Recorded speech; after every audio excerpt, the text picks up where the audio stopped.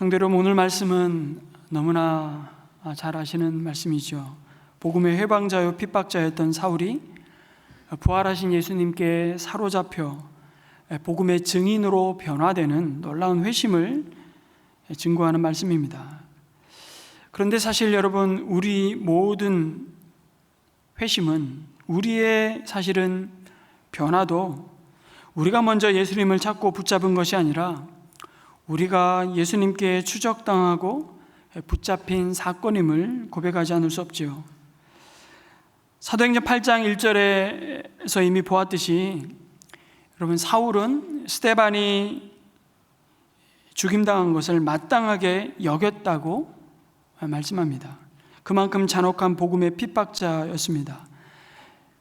그는 교회를 없애려고 날뛰었죠. 예루살렘 집집마다 찾아들어가 남녀노소 가리지 않고 끌어내어 감옥에 넘겼습니다. 그 일로 시작하여 예루살렘 교회의 성도들은 뿔뿔이 흩어졌습니다. 그리고 사울은 거기서 멈추지 않습니다. 오늘 말씀 9장 1절에 보니까 여전히 주님의 제자들을 위협하면서 살기를 띠고 있었다고 말씀하죠. 여러분, 여기 살기를 띠고 있었다라는 의미는요, 살기를 숨쉬면서라는 의미입니다. 나사렛 예수를 따르는 자들을 위협하고 죽이려는 그의 의지가 사울의 들숨과 날숨이 되었다는 뜻입니다. 다시 말해, 예수님을 믿고 따르는 성도들을 박멸하는 일이야말로 사울을 숨쉬게 하는, 그가 살아있는 존재 이유였다는 말입니다. 그래서 사울은 대제사장에게 찾아가 타국에 있는 그리스도인까지 체포할 협조 공문을 요구하죠. 그는 예루살렘에 있는 예수쟁이들을 소탕하는 것으로 만족하지 않았습니다.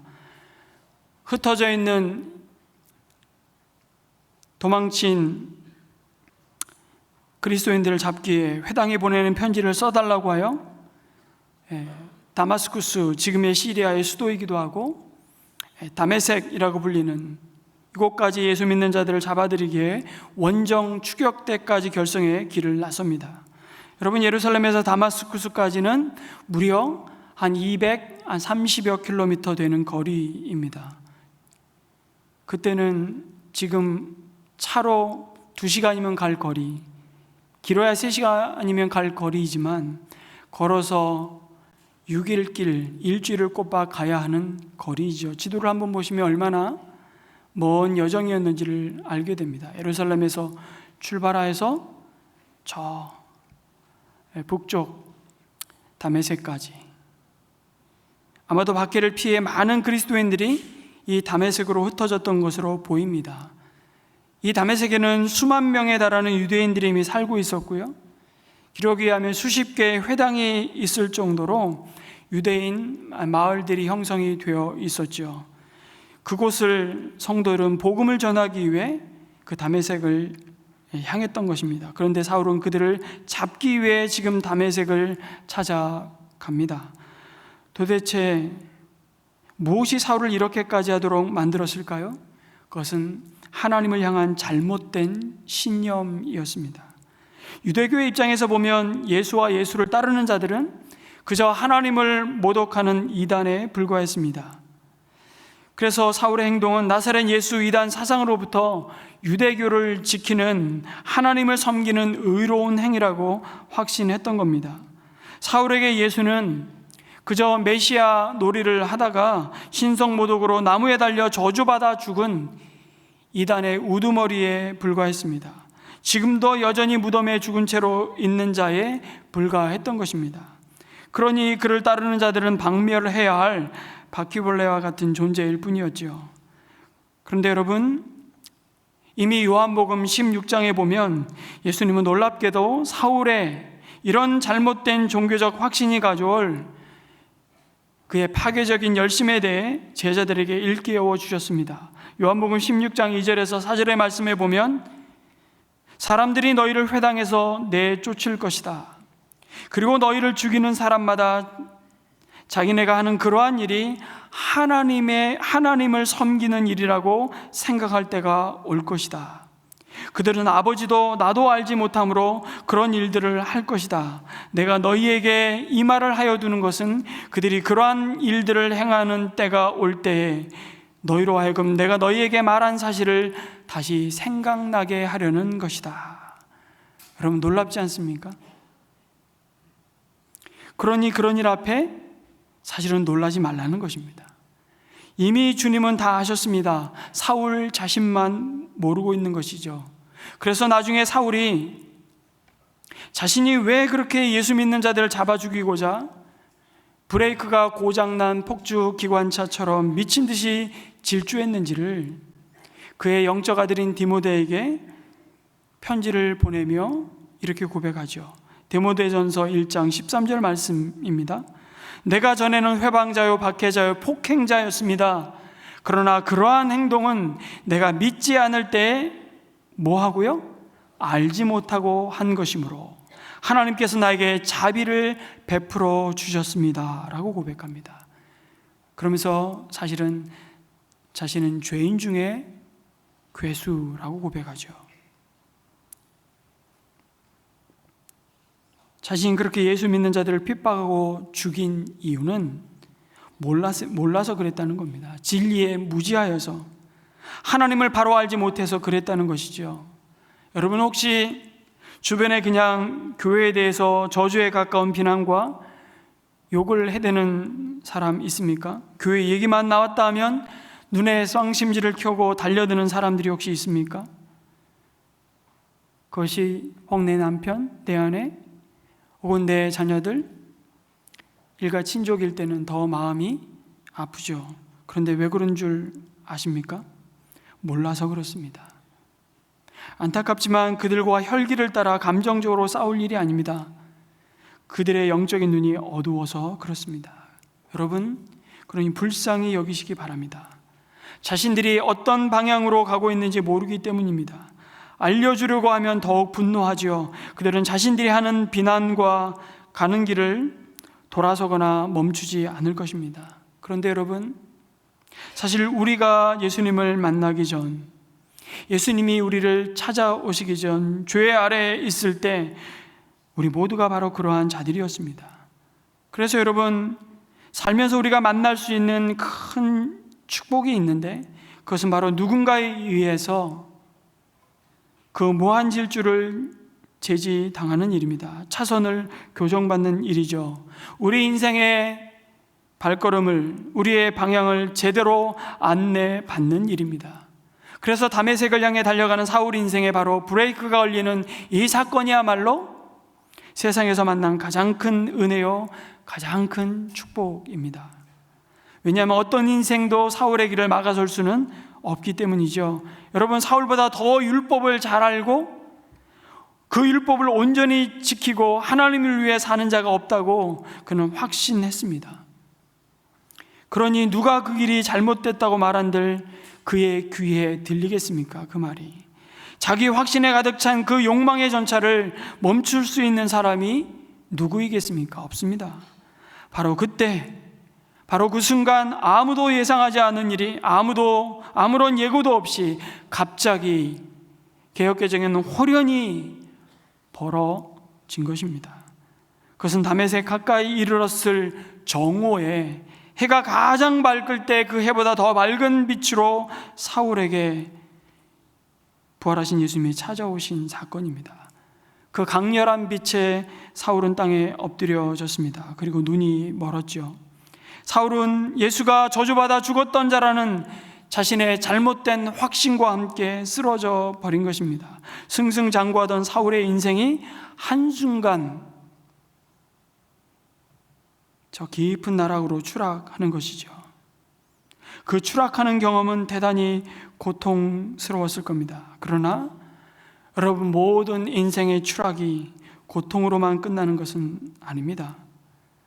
우리 삶에서 만나는 추락 중에는 위대한 추락이 있죠. 바로 하나님과의 충돌로 인해 무너지는 것입니다. 우리의 잘못된 인생의 질주를 멈추게 하시는 은혜의 충돌인 것입니다. 여러분, 사실 이 자리에 나와 예배드리는 우리 모두가 우리의 욕망대로, 우리의 고집대로, 우리 자신이 주인되어 마음대로 죽음을 향해 질주하던 그 길에서 하나님의 은혜로 추락한 자들 아닙니까? 그렇게 우리를 끝까지 추적하시며 마침내 격추시키시는 사건은 우리를 죽이고자 함이 아니라 하나님의 생명으로 다시 살리고자 찾아오시는 하나님의 손길이었던 겁니다. 모든 게 너무 분명했고 인생이 내가 계획한 대로, 마음먹은 대로, 내 욕망이 가리키는 대로 사라질 줄 알았는데 갑자기 찾아온 예상치 않은 질병으로, 또 내가 그토록 탄탄하게 쌓아 올렸다고 자부하던 사업의 위기로, 때로는 내 몸으로 해산의 고통으로 낳은 자식의 그 일탈로, 내가 그토록 믿었던 친구의 배신으로, 혹은 때이른 가족의 죽음으로 아무 곳에서도 메울 수 없는 공허감이 순식간에 밀려올 때가 있습니다. 모든 게 다 부질없고 의미 없다고 생각하는 그 공황 상태로 무너지는 때가 올 수 있습니다.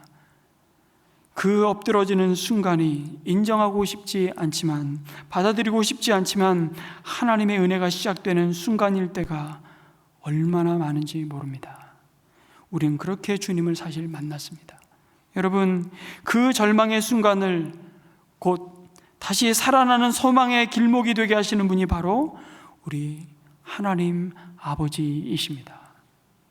그리고 그때 엎드러져야만 비로소 들리는 음성이 있죠. 바로 예수님의 말씀입니다. 추락하지 않으면 들리지 않던 하늘 소리가 땅에 엎드러졌을 때 들려오기 시작합니다. 사울아, 사울아, 내가 왜 나를 핍박하느냐라는 음성이었습니다. 사울아, 사울아.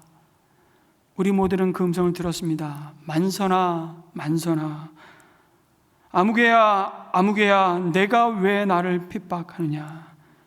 주님은 이미 사울의 이름을 아셨습니다. 우리의 이름을 부르고 계셨지요. 2번씩이나 그 이름을 부르실 만큼 긴박하고 절박한 순간이었습니다. 그러나 또 한편으로는 2번씩이나 그 이름을 부를 만큼 안타까운 시선으로 바라보시며 부르시는 주님의 음성입니다. 이 빛과 음성이 박해자의 질주를 멈춰 세우죠. 그리고 그는 즉각 이것이 주님의 현현임을 알아챘습니다. 그리고 반응하죠. 주님, 아도나이, 로드, 주님 누구십니까? 그러자 예수님은 나는 내가 핍박하는 예수라고 말씀하십니다. 사울의 잘못된 열심 때문에 주님은 영광을 받고 계셨던 것이 아니라 지금 박해를 당하고 계셨다고 말씀하는 겁니다. 그런데 사울이 지금 박해하고 있는 대상은 여러분 예수를 따르는 제자들이었는데 예수님은 사울에게 왜 나를 핍박하느냐고 물으십니다. 여러분 예수님은 자기 백성들과 자기를 동일시하셨습니다. 자기 백성의 눈물과 그 고통과 한숨과 모든 상황에 끝까지 함께 하시면서 성도들과 함께 고난당하시는 주님이 바로 사울이 만난 예수님이었죠. 여러분 왜 교회를 주님의 몸이라고 말씀하시는지를 아시겠습니까? 예수님을 믿는다는 것은 예수님과 하나가 되었다는 뜻이죠. 예수님이 내 안에, 내가 예수님 안에 연합한 자가 되었다는 의미입니다. 그러니 우리가 고난당할 때 예수님도 고난을 당하시고, 우리가 조롱당할 때 예수님도 조롱을 당하십니다. 우리가 눈물을 흘릴 때 주님도 함께 우시죠. 언제나 어디서나 어떤 상황 속에서도 주님은 우리와 함께 하시며 우리의 전부를 아신다고 말씀하십니다. 이것이 얼마나 큰 위로이며 힘이 되는지 모릅니다. 예전에 CCM 가수의 1세대였던 최덕신 씨가 동참이라는 곡을 작사, 작곡했는데 이 복음성가의 가사는 이렇습니다. 너 고통당할 때, 너 고통당할 때 주님이 너와 함께 고통을 당하시고, 너 짐지고 갈 때, 너 짐지고 갈 때 주님이 너의 짐을 가볍게 하시며, 너 슬플 때에 주님이 위로의 눈길로 너와 동행하신다. 너 외로울 때에 너 어찌 홀로 있다 하는가? 너 괴로울 때에 너 어찌 홀로 있다 하는가? 너의 모든 것 동참하시는 주님을 바라보라. 여러분, 그래서 우리는 고난 중에도 견딜 수 있고 심지어 이길 수 있는 것은 바로 우리와 한 몸 되신 예수님이 죄와 사망을 이기시고 부활하셨기 때문인 줄 믿습니다. 눈을 멀게 할 만큼의 그 영광스러움을 갖고 계시면서 동시에 극심한 고난을 같은 몸에 갖고 계신 분이 바로 사울이 만난 예수 그리스도였습니다. 그것은 사울이 한 번도 생각해 본 적도 없고 사실은 배워본 적도 없는 낯선 하나님이었을 겁니다. 사울아, 내가 왜 나를 핍박하느냐? 그래서 그 소리는 사울이 지금까지 붙들고 확신했던 그 모든 율법의 지식과 신념이 완전히 틀렸다는 것을 가르쳐주는 소리인 것이죠. 그동안 자신이 해왔던 일, 자신이 추구했던 모든 꿈이 깨지고 부서지고, 아니 사실은 헛된 꿈이 무너지고 하나님이 주시는 참된 꿈을 꾸기 시작한 순간인 것입니다. 여러분, 스데반의 입장에서 보면 사실은 자신의 기도가 응답되는 놀라운 순간이었을 겁니다. 스데반이 크게 외치며 마지막 거친 호흡을 내쉬면서 주님 앞에 부르짖었던 기도가 뭡니까? 주님, 이 죄를 저 사람들에게 돌리지 마십시오. 사울이 스데반의 순교 현장의 증인으로 서서 그 마지막 큰 소리로 외쳤던 스데반의 기도 소리가 아마 이 순간 쟁쟁하게 그의 귀를 다시 때렸을 겁니다. 사울 안에 그동안 구축해왔던 그의 모든 신학적인 전제들이 뿌리부터 틀렸다는 사실, 그리고 오히려 얼마 전에 들었던 스데반의 설교, 구약의 모든 말씀들을 예수 그리스도를 통해서 풀려고 했던 그 스데반의 설교가 진짜 설교였다는 사실을 깨닫게 되는 순간인 것이죠. 사울은 이 순간 진짜 주인을 만난 것입니다. 그리고 예수 믿는 자들을 결박하기 위해 폭주하던 사울은 다메섹을 향해 살기가 등등하여 달려가던 사울의 모습과는 너무나 다른 모습으로 사람들의 손에 이끌려 무기력하게 다메섹으로 이끌려 가죠. 그동안 사울은 자기 마음대로 결정하고 자기가 가고 싶은 대로 가던 자였습니다. 그러나 이제 예수님의 말씀이 가리키는 그 방향으로 이끄심을 받습니다. 그리고 그는 사흘 동안 앞을 보지 못하는 상태에 먹지도 않고 마시지도 않았습니다. 아니, 먹지도 마실 수도 없었을 겁니다. 지나온 모든 삶이 깨지는 순간이었기 때문이죠. 새로운 출발을 위한 너무 진한 고통의 기간이었을 것입니다. 그것이 무덤에 내려가신 예수님의 사흘과도 같지 않았을까요? 세상의 빛만 빛이라 생각하며 살아온 자신의 삶이 더 이상 진짜가 아니었음을 경험하는 시간이었습니다. 철저히 무너진 순간, 그건 다시 살아나기 위한 영적인 상고의 시간이었을 겁니다. 새로운 피조물로 태어나는 기다림의 시간이었죠. 옛 자아가 그리스도와 함께 죽고 그리스도 예수 안에서 새 피조물로 태어나고 눈을 뜨는 창조의 시간이었습니다. 그리고 예수님은 이 복음의 핍박자 사울을 주님의 이름을 이방 사람들과 임금들과 이스라엘 자손들 앞에 가지고 갈 내가 택한 내 그릇이라고 부르십니다.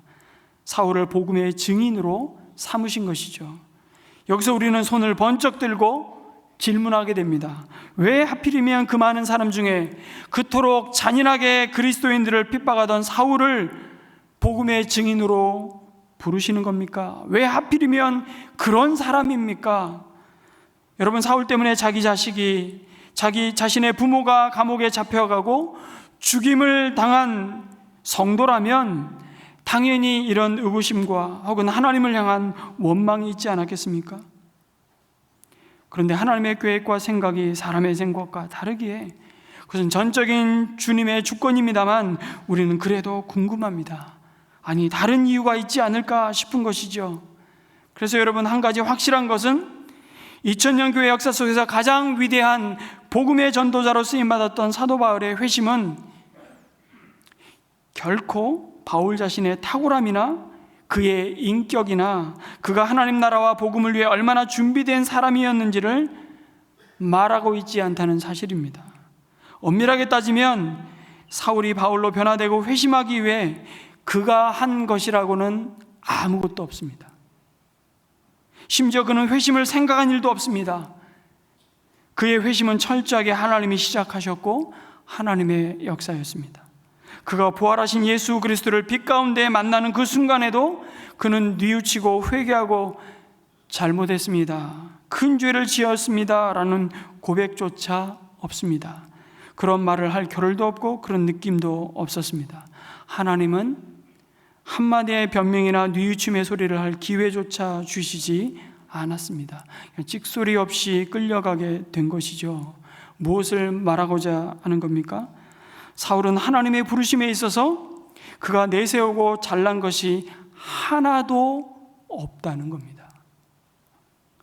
그런데 우리는 자꾸 사울이 얼마나 복음을 위해서 준비된 사람이었으면 하나님이 직접 그를 만나주시고 그 누구도 경험해보지 못한 부활의 주님을 빛 가운데 만나는 이런 특별한 방식으로 그를 회심시켰을까라고 종종 묵상하고 생각합니다.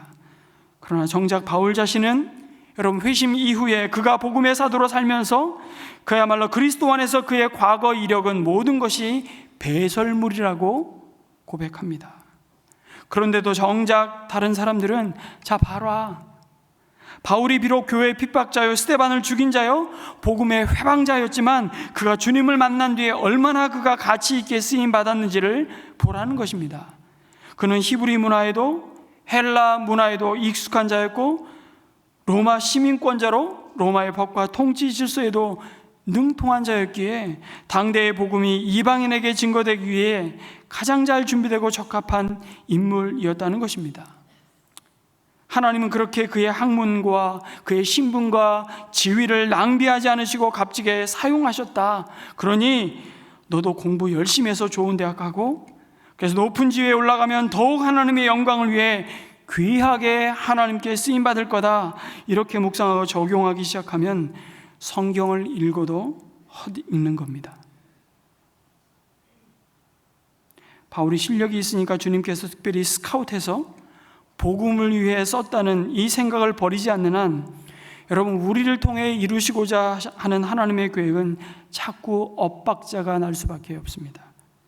여러분, 하나님은 사울이 열정이 있고 언어적으로 문화적으로 헬라어와 히브리어에 능통하고 로마의 시민권자였기 때문에 그를 택하셔서 복음의 증인으로 사용하신 것이 아닙니다.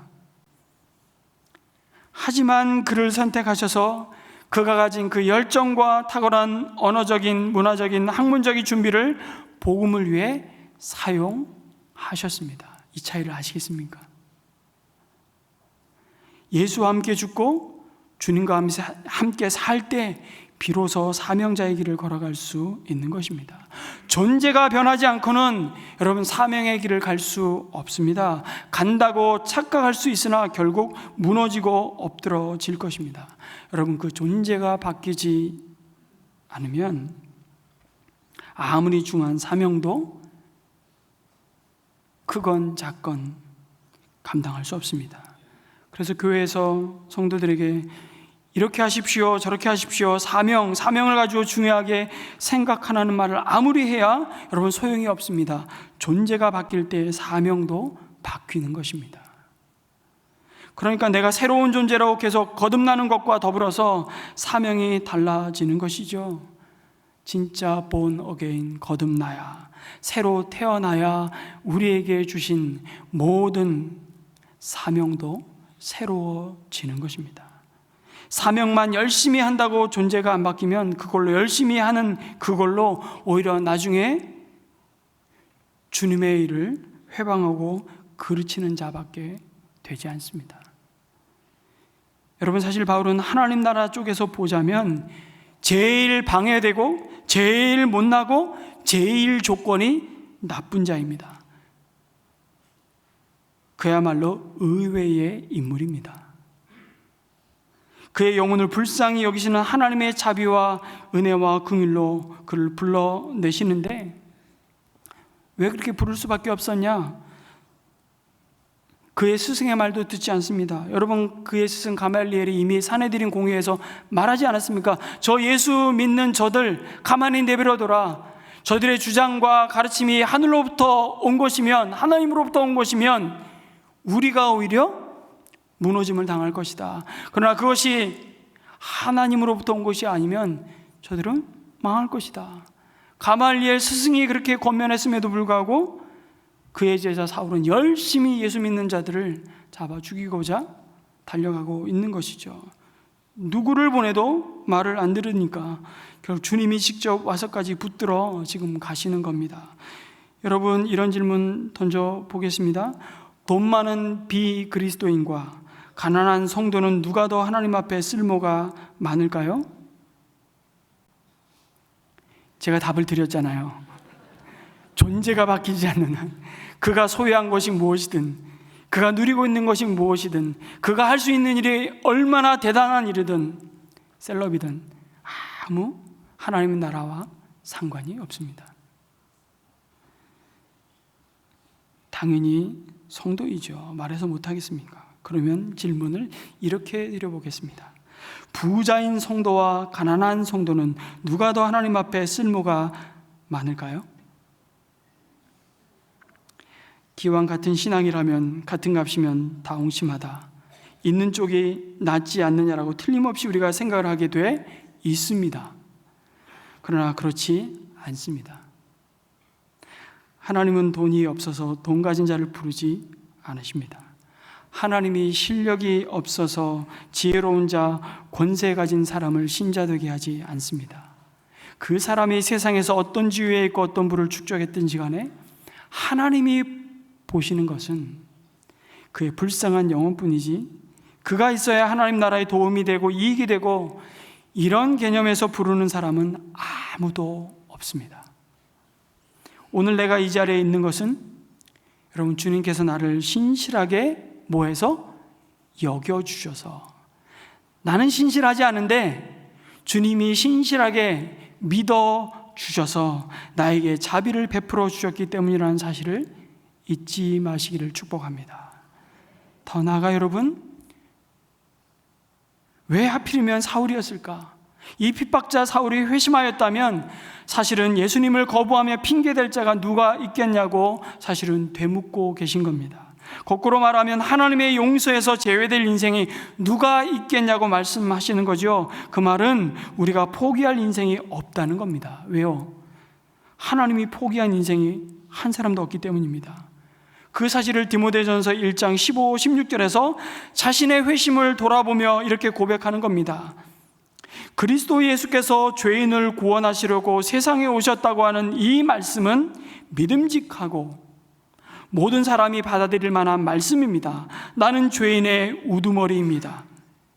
그러나 하나님께서 나에게 자비를 베푸셨습니다. 그 뜻은 그리스도 예수께서 끝없이 참아주심의 한 사례를 먼저 나에게서 드러내 보이심으로써 앞으로 예수를 믿고 영생을 얻으려고 하는 사람들의 뭐로? 본보기로 삼으시려는 것입니다. 여러분, 죄인 중에도 괴수였던 사울을 복음의 대적자에서 복음의 증인으로 삼으셨다면 그 구원의 자비와 긍휼을 받을 자격을 박탈해야 할 인생은 하나도 없다는 것을 본보기로 보여주시는 겁니다. 그런데 이 사울의 부르심에 한 가지 더 질문하고 싶은 것이 있습니다.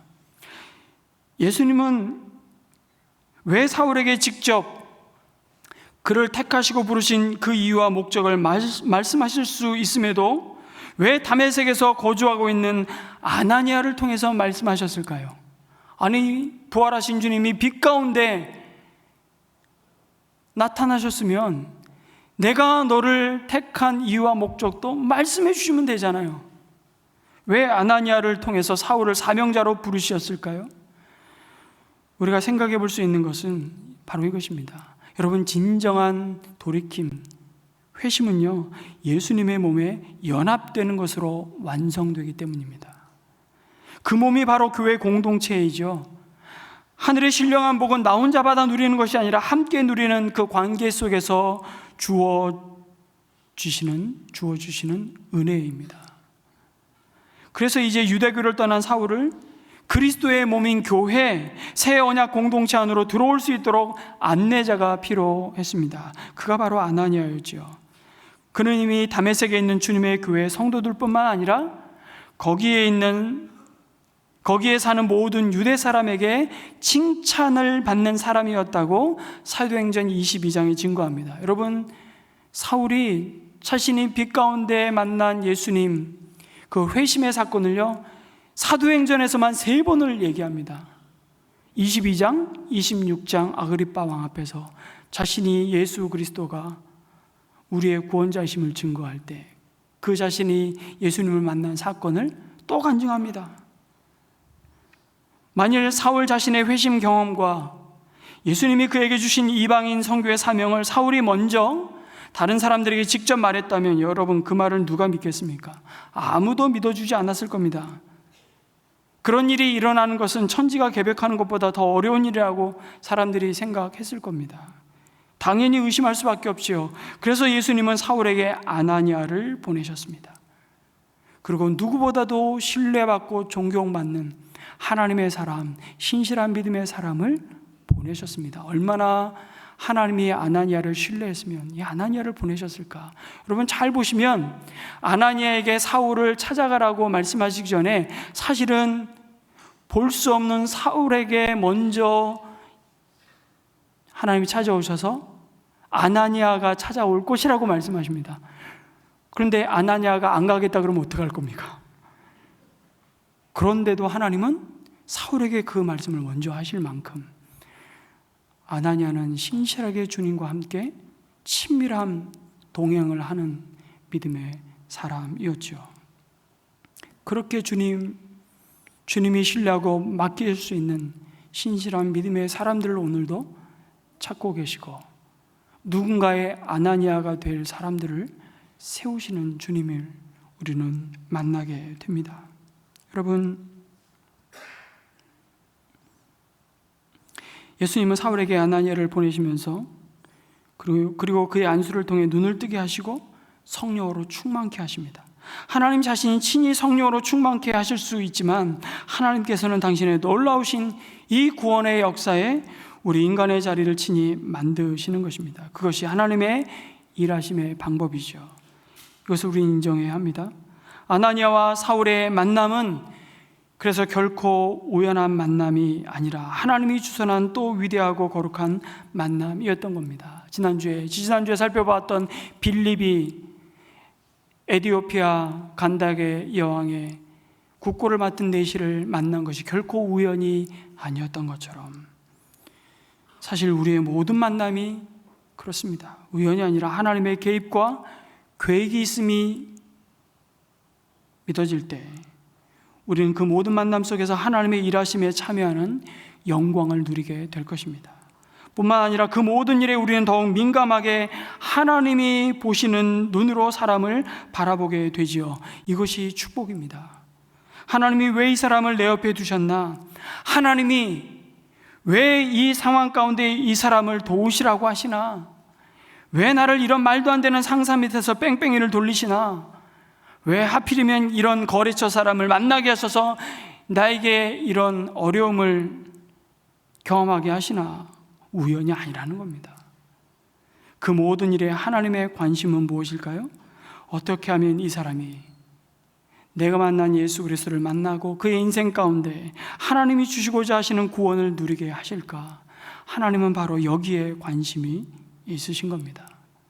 다메섹에 정착했던 아나니아, 어쩌면 그의 생애는 사울을 만나기 위해 준비된 사람이었는지도 모르겠습니다. 잠깐의 만남이었지만 그것은 인류 역사에 사실은 엄청난 사건이 되고 만 것이죠.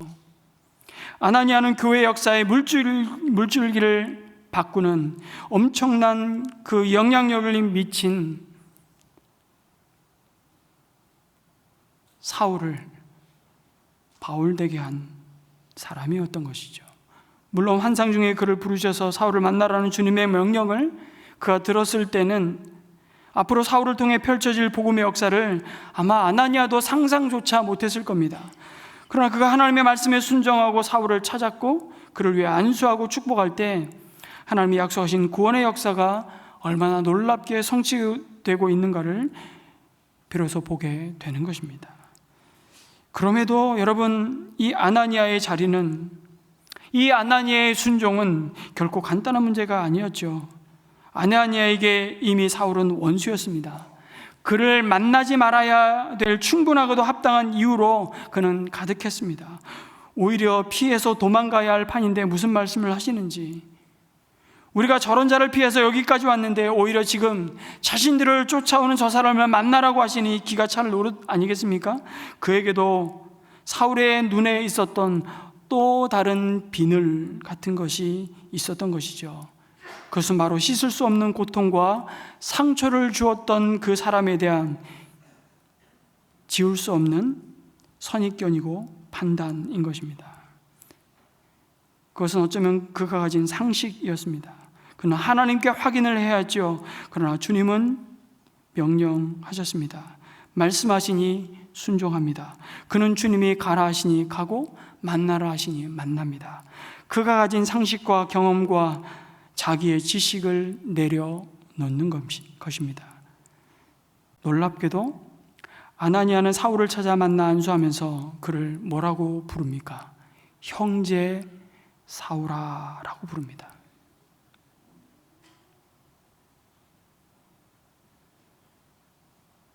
형제 사울아. 첫 마디가 그렇습니다. 이 왼수야 라고 말하지 않는 겁니다. 이것이 그리스도인입니다. 보고 싶지도 않은 사람이죠. 그러나 주님께서 말씀하심으로 주님의 마음으로 주님의 사랑으로 그 원수를 대하는 겁니다. 아나니아가 하나님의 눈으로 사울을 보기 시작할 때 그 가운데 행하시는 하나님의 놀라운 역사를 경험하기 시작합니다. 아나니아가 원수 사울을 형제로 받아들입니다. 이것이 교회입니다. 목장 안에서 서로를 그래서 형제로 받으라고 말씀하시죠. 이것이 교회의 영광이요, 세상 그 어디에서도 볼 수 없는, 경험할 수 없는 복음의 능력이라고 말씀합니다. 여러분, 피해자가 가해자를 찾아가 안수하는 거죠. 이게 복음입니다. 그렇다면 가해자는 피해자에게 더더욱 그래야 되겠죠. 피해자가 가해자에게 가서 사랑의 안수를 할 수 있다면 가해자는 피해자에게 더더욱 그럴 수 있어야 되는 것 아닙니까? 이게 사랑의 빛 외에는 아무 빛도 지지 말라는 주님의 말씀인 것이죠.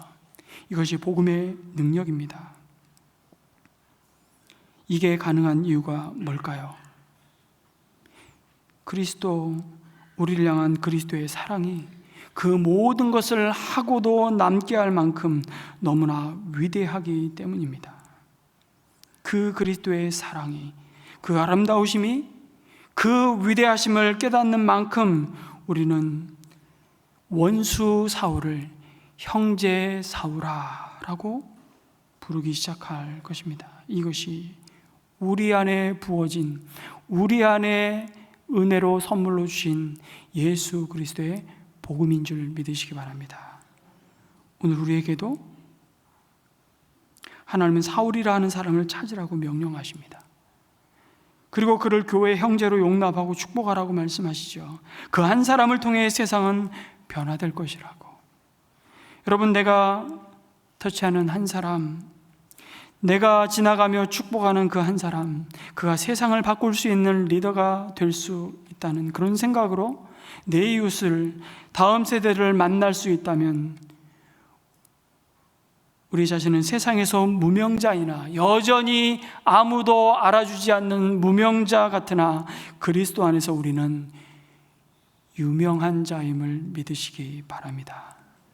1800년 중엽에 미국 보스턴의 한 교회 주일학교에 에드워드 킴벌이라는 선생님이 계셨습니다. 어느 날 자기가 가르치는 반에 소년 하나가 처음 교회를 나왔는데 정말 옷은 꾀재재하고 그럼에도 불구하고 그의 눈빛이 너무 빛나서 이 선생님은 그 아이를 주목하기 시작합니다. 그 아이에게 성경 얘기를 하니까 전혀 못 알아듣습니다.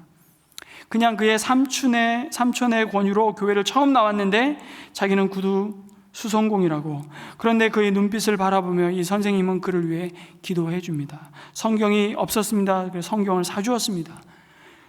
그런데 그는 성경도 읽을 줄 모르는 문맹이었습니다. 글자를 모르는 아이들이 태반이었던 시대 아닙니까? 선생님은 성경을 선물로 준 다음에 그에게 문자를 가르치며 성경을 읽도록 도와줍니다. 만날 때마다 그에게 믿음의 도리를 깨우치도록 가르쳐주고 그를 축복합니다. 그리고 주님이 정말 이 소년을 만나달라고 기도합니다. 그를 사용해 달라고 그를 축복하지요. 이렇게 에드워드 킴볼이라는 한 주일학교 선생님에게서 축복을 받았던 이 소년이 바로 세계적인 전도자였던 드와이트 무디였던 것입니다. 무려 100만 명 이상의 영혼들을 그리스도 앞으로 인도했던 무디. 그래서 무디의 이름을 따라 전 세계에 굉장히 많은 무디 성경 학교가 지금도 많은 영혼들을 하나님의 말씀으로 깨우고 세워가고 있죠. 저는 샘물 배움 공동체가 그런 무디 학교였으면 정말 좋겠습니다. 여러분, 그가 바로 에드워드 킴블의 만남과 축복을 통해서 하나님의 사람으로 설 수가 있었던 것입니다. 사랑하는 성도 여러분, 저와 여러분이 무디가 될 수가 있겠습니까? 무디가 되라 그러면 그건 다른 나라 얘기같이 들릴 것입니다. 그러나 여러분, 내가 무디를 축복하는 킴블이 될 수는 있지 않겠습니까? 어떤 한 사람, 어떤 어린아이 하나, 아니 내게 맡겨진 내 자녀들, 그들을 진정으로 기도하고 축복할 때 그들이 어떠한 가능성을 가진 사람들인지 우리는 잘 모릅니다. 하지만 만약 우리에게 보내주신 그들을 축복할 준비가 되어 있다면 저와 여러분이 킴블이 될 수 있다는 것을 믿으시기 바랍니다.